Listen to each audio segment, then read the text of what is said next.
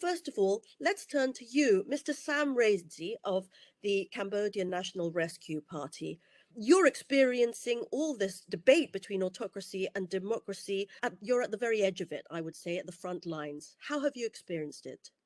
The current situation in Burma is definitely reminiscent of the collapse of democracy in Cambodia since 2017.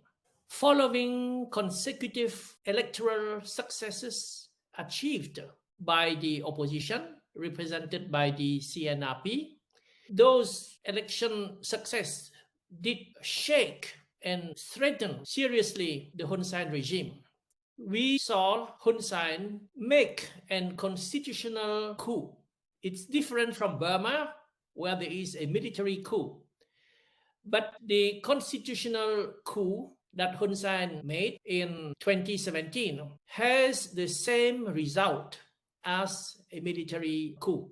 The leader of the opposition, Kem Sokha, was arrested that year and the party was dissolved. All the party leaders have been prosecuted, banned from politics anyway, and there is no more real opposition in Cambodia. And we can see that Hun Sen is ahead of the military junta in Myanmar because what Hun Sen has already done, we see that the military junta has just started and is continuing on the same path as Hun Sen.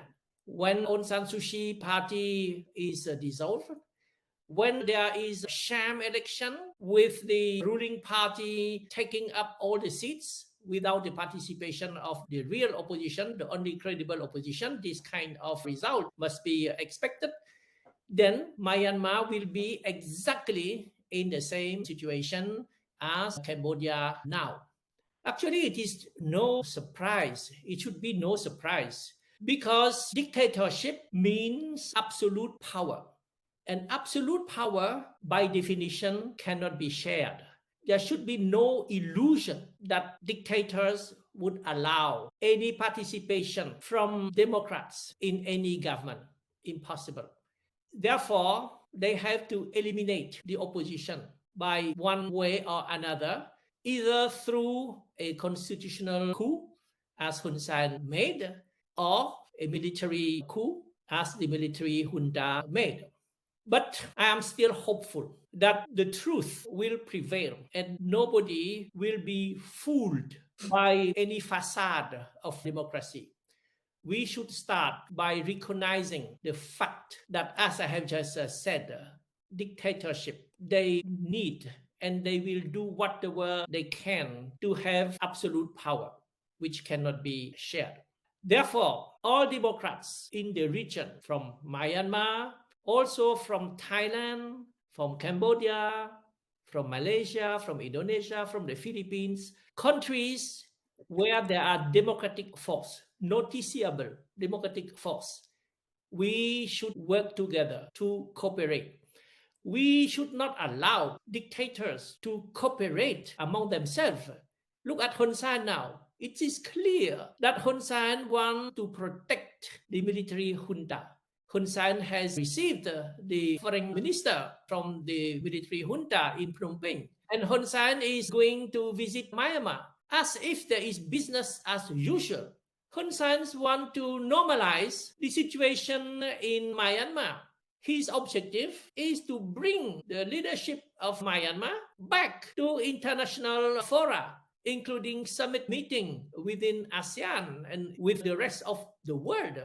This is unacceptable.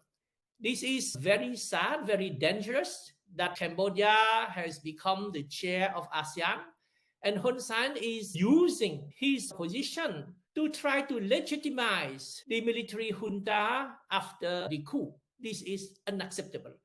I think all Democrats in the region now should speak with one voice and should condemn what Hun Sen is doing. He's abusing his position as a chair of ASEAN to try to legitimize and to normalize the situation in Myanmar. I think our final goal if the Democrats in the region work closely and effectively together, is to see a reverse domino effect. We are now concerned that one democracy fall one after another under the hands of dictators. But let's work together. I am sure that one day democracy will prevail in our region, and we will push for the victory of democracy in the rest of the world. Thank you. To you, Mr. Sam Rainsy, can you tell us the ways in which you think that Cambodia's strongman is learning from Myanmar's strongman and vice versa? I think Hun Sen is ahead of Myanmar in terms of repression, crackdown, and killing democracy. Hun Sen is apparently more subtle. A constitutional coup is more subtle than a military coup. You don't need to proclaim that you stage a coup. You just do what is necessary to destroy democracy. All of a sudden, democracy means at least an opposition.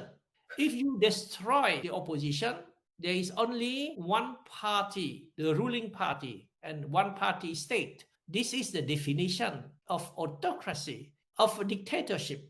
So Hun Sen did not stage a military coup. He just banned the only credible opposition party.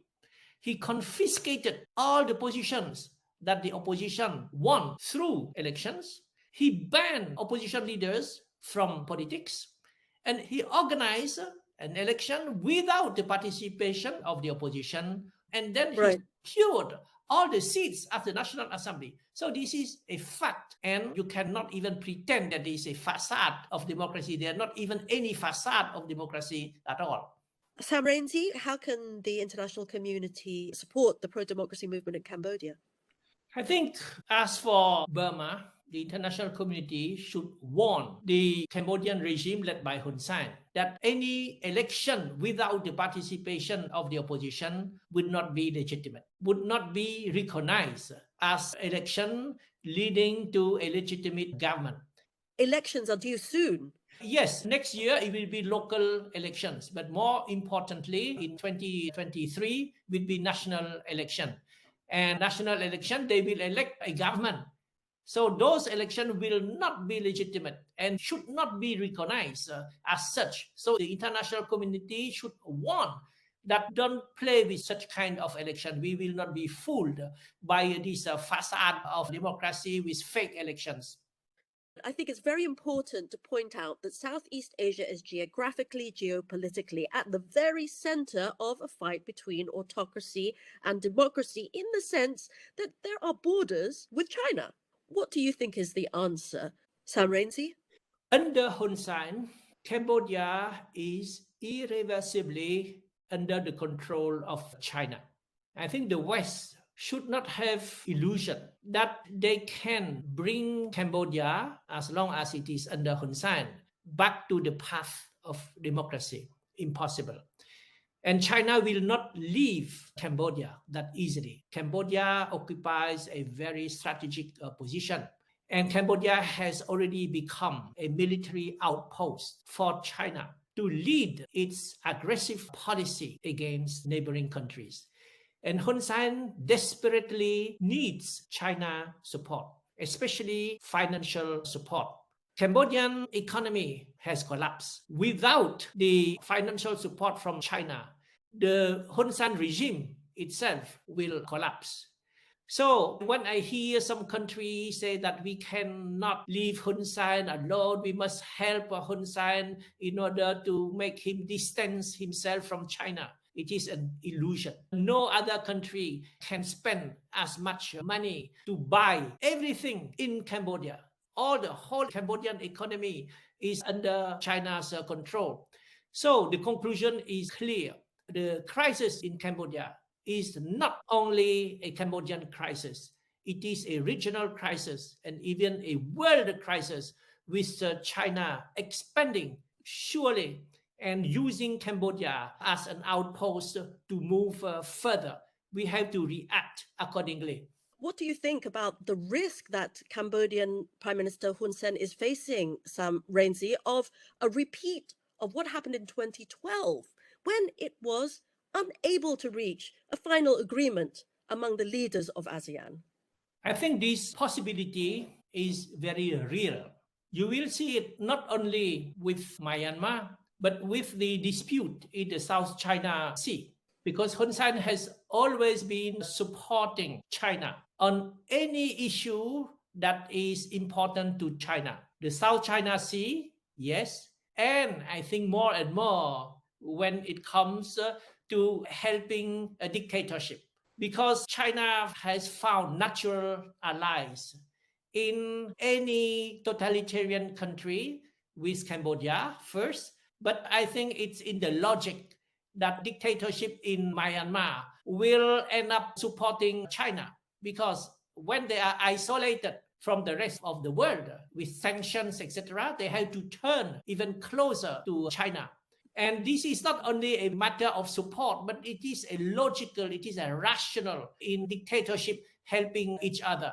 So we must abandon our illusion, that we should compete with China. China will pay a very high price to keep Hun Sen under their influence and to use Hun Sen to bring ASEAN back to the no interference in internal affairs of other countries. This will come back under Hun Sen with the support of China. I think China's interests are best served by authoritarian, poor, and corrupt countries. And China uses the debt trap. China gives a lot of money to borrow, but when you cannot pay back, then you have to pay back in terms of concession, 99-year concession, land concession, and China end up controlling the whole country. But this can be applicable only with authoritarian country with no transparency, corruption, and in extremely poor country which have no alternative than relying on China massive financial support. What would be your message? I'll go to Mr. Rainsy.